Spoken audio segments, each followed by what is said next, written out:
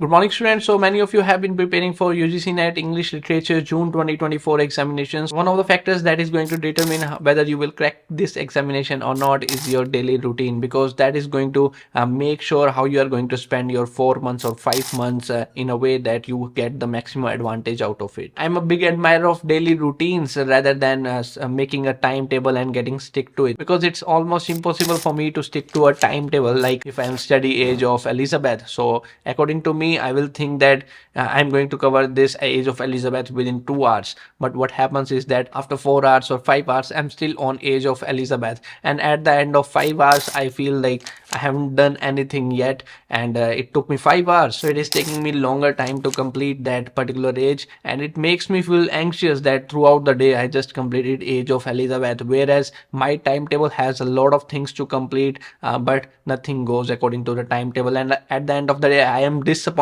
with myself that I'm in a guilt that I'm not working according to a timetable. So I have left the technique of sticking to a timetable years ago, and now I'm a big admirer of daily routine. My daily routine has not yet changed for last 4 years or 5 years. So I wake up 7 a.m. in the morning and then I go to bed at 11 p.m. So that works for me. And as soon as I wake up, I make sure that I clean the surroundings myself. I make my bed, so it takes me around 20 to 25 minutes to clean everything that is around me, so that I can have some space for me to breathe. Okay, so from 7:30 a.m. to 9 a.m. I simply go on reading a book. So that is in my Kindle device. I have a list of 7 to 8 books that I am reading, all these books all together. So someday I'm reading one book, another day I'm reading another book. So just to make myself feel good about that, I'm into a habit of reading. I read every day 1 hour, 1.5 hours. That's the first thing I do in the morning. And from 9 a.m. to 3 p.m. or 4 p.m. for 6 hours or 7 hours, I sit here, I make videos, I edit these videos, I upload these videos. I also support the students. I solve their queries, I pick their calls, message them, and those students who are in my batch, I also help them assigning the work what they have to do throughout the day. So that also keeps them also on a track, so that they can also have a guideline what they should be doing throughout the day. And in the evening I just spend my day in the gym, or learning a guitar lesson, or reading a book, or researching, or doing something productive until night 11 p.m. I don't have television in my home, and I'm not subscriber of any Netflix Prime videos and anything. So much of my time goes into research work, reading books, learning new skills, guitar, or watching YouTube videos, learning a skill over there. I'm reading books for 1 hour every day for 6 years. That compounds over a time, and that made me most knowledgeable person in this industry. So that goes with every activity I do. That's in my daily routine. Intentionally I have put that in my daily routine, and it goes on. So as a student, you have to accept that your primary duty as a student is to study. If you are not studying and doing everything else, if you are mopping the house, if you are cooking food for yourself or your family, if you're doing everything else, then I suggest you to get some support, get some assistance from someone, and make your priority, your studies, your priority, because that's going to bring the benefits in the future, not other works. Because other works I consider as you can say distraction. Like you are going outside for shopping, you are going to a party, you are going to an event, you are doing searching something on Mintra, searching something on Amazon, Instagram scrolling. All these are distraction. That's not your primary duty as a student. So make sure that your daily routine is also organized in a way around your duty as a student. For instance, as a teacher, my daily routine is organized in a way that I can serve, I can teach as much as people as I can. So in order to crack UGC-NET in English literature, I also suggest you to create a routine. Okay, rather than what the teachers are saying, what your coaching experts are saying,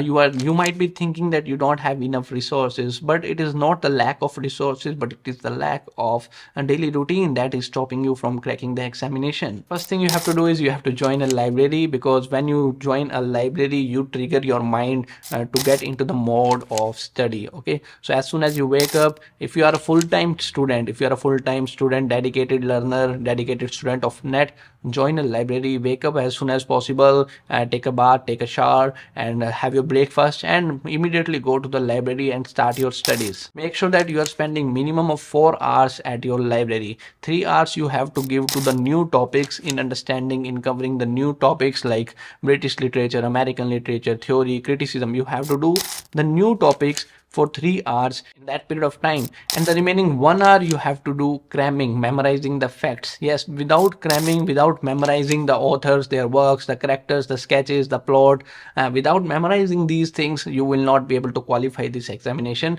So make sure that you spend your time in memorizing for 1 hour at least. 1 hour at least you should give to the cramming. 1 hour you should give to the mugging up or memorizing everything. Also, do not start any other subject until unless you go thoroughly through British literature, literary criticism, literary theory. Every time we are saying that 50 questions are coming from these 3-4 subjects. Okay, strictly I'm saying, strictly speaking, you have to follow this advice. Complete literary theory, British literature and criticism. After completing these 3 subjects, think of other subjects. If you're not good in these 3 subjects, you will never be able to qualify these examination. These 3 subjects are the most important one. Yes, of course you have to do other subjects also, American, Indian, language, linguistics. Yes, these 3 other subjects that are important in the line. But after completing the first 3 subjects, theory, criticism and British literature, you can move on to the 3 subjects. Without completing the first 3, do not go on to the next 3. It will take you 2 months to cover the first 3 subjects. Even if you are working somewhere, you should join a library. Okay, as soon as you come back to your home, join a library, go to the library, like 2 hours, 3 hours, whatever time you can spend at a library, you must spend your time there. It is better than any coaching classes. In coaching classes, you may have jealousy, you may have competition, and for next 6 months, for 8 months, they will make sure that you are writing down everything. That's a waste of time. You are passively writing down everything for 6 months, for 7 months, and you are not cramming the facts, you are not memorizing the facts. In the coaching, it happens is that you get into jealous with someone, you envy someone, you get into depression, you see the competition there, and you feel discouraged, you feel demotivated. But in reality, the competition is not with other students, it is the competition of you with you. Okay, you have to compete yourself every day. So make sure, even if you are working somewhere, join a library, go to that library, get this activity into a daily routine. So that's the second important advice to you. The next tip is you should delete your social media accounts. Yes, in the new year resolution 2024, I also resolved that I am not going to make use of social media. So I deleted my Instagram account on 1st of January, and it's been like 25 days, 26 days. I'm very happy that I'm not on Instagram, because that is consuming a lot of my time, almost like 1 hour or 2 hour every day. And that 1 hour or 2 hour I can use here on creating these videos, educating the people, making them crack this UGC-NET examination. So that has contributed a lot in my life and in my personal growth, in my professional growth also. What I all want you to do is make sure that you have minimum distraction, whether it is the distraction coming from the household works, whether it is the distraction coming from your personal life or professional life. Okay, keep that to minimum. Find a solution for that. Speak less. Okay, when you speak less, you avoid a lot of problems. Of course, you don't have to make someone else treat you as a footmat, but at the end, you also have to avoid a lot of things by the people around you. So make sure that you are getting less distracted on everyday basis, so that you have more time for your studies, at least 4 hours for your studies. Even if you can spend more than 4 hours, then I suggest you do not study more than 4 hours. For example, if you are studying for NET examination full time, and if you have 10 hours at your disposal, you can make sure that 4 hours you are spending in studying the subjects, 1 hour in cramming those facts and information, and the remaining 2-3 hours watch some video, watch some documentary, watch some movie, because that will help you in the long run. This time a student from our batch got 220 marks, like he is having like 73%, 74%, he cracked the JRF. So it is all about the movies that I recommended him, and he watched all the movies. He made sure that he's making use of his time to the maximum.